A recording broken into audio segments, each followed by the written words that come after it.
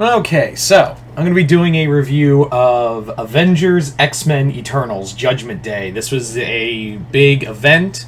The comic was sent to me by my good friend Chris, aka the Mount Vernon Kid. Chris, thank you once again. And yeah, so this was an event I've been wanting to read for a while. Like this was like a big, huge event that was about I think 2022, 2023-ish.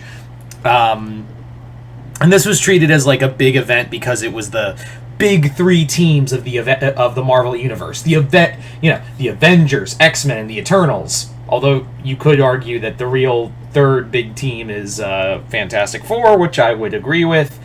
But hey, the Eternals movie had come out at the time, and Marvel was trying to get out some synergy with this event. So this event is written by Kieran Gillen, who big Marvel writer.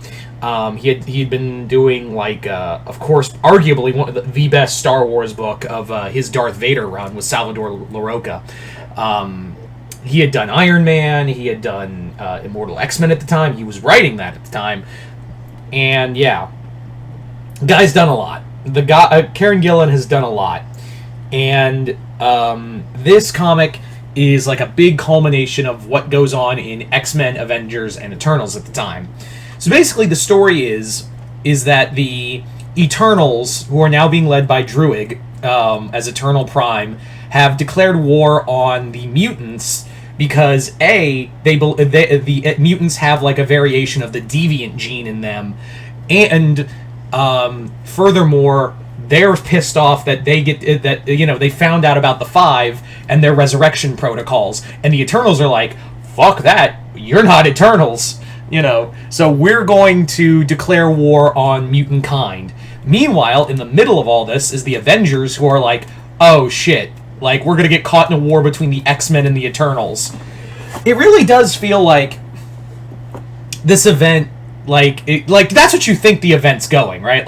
It's the X-Men and the Eternals. It's the X-Men and the Eternals going to war, and you think it's XVE, just like we had the X-Men fight the Avengers before, and then the X-Men did battle with the Inhumans. It didn't go so well. And with those two events,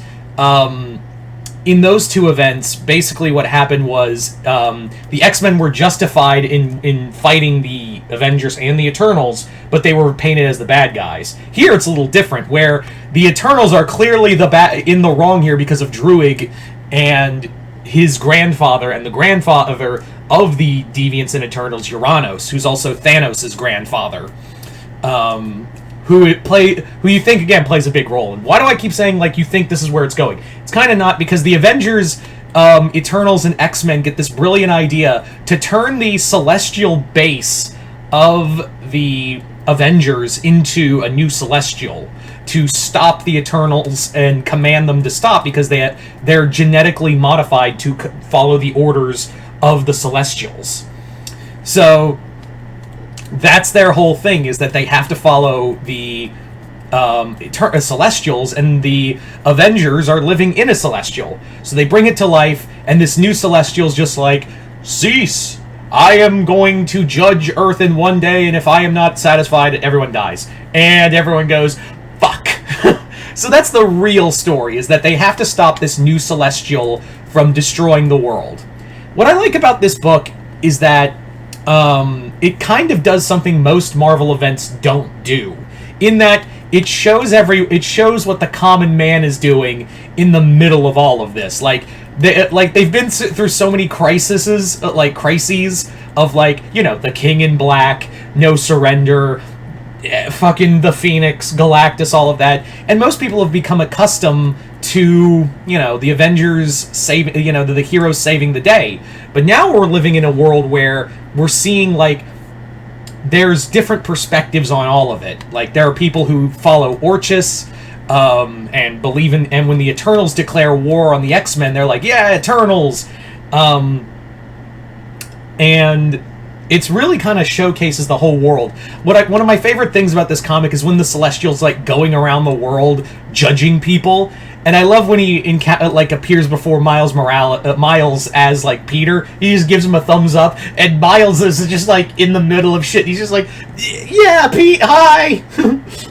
That's like, I don't know why that makes me laugh. Of just that thought of like Miles in the middle of just absolute chaos is just like, "Yo, what's up, Pete?" Like, "Yeah, thumbs up. I'm doing a great job."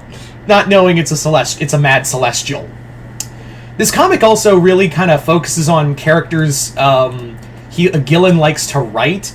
Obviously, he loves to write Mr. Sinister. And you also have Iron Man. Tony plays a major role in here.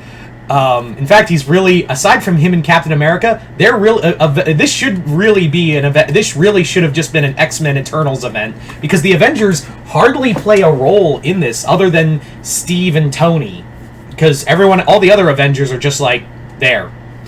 They're just there to be cannon fodder for the Mad Celestial. This really is more focused on the event. This kind of showcases that, yeah, maybe that was more of a marching order from upstairs. Is like I think Karen Gillan initially wanted this to be an Avengers versus Eternals event, but then they're like, put the Avengers in there.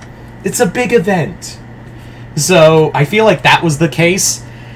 Yeah, and it also permanently changed. I think this was also meant to be the end of Gillen's. If I remember right, this was meant to be the end of Gillen's Eternals run, because it was very short-lived. I do want to read it. It's only 2 volumes, but yeah, it's a pretty good event. But it doesn't go. It isn't like it starts as like Eternals versus X-Men with the Avengers in the middle, but it's really more about, this unstoppable force. Even like there's so many things in here, like they have to battle Uranus, and if you want to see that the whole thing with Uranus, you have to go read X-Men Red to get the full story. There's a lot in here, and a lot of it gets wrapped up. I think like Gillen had to wrap up his Eternals run with Judgment Day, and it gets really wrapped up fast. All in all, it's still a pretty good event. I liked it just fine. So, yeah. So there you go, guys. That is pretty much my review for Judgment Day. You guys tell me in the comments below, what did you guys think of it? Comment below, let me know. Chris, thank you once again for the comic. Other than that, hope you all enjoyed this. I'm Mr. Multiverse. I'll see you next time in the Multiverse.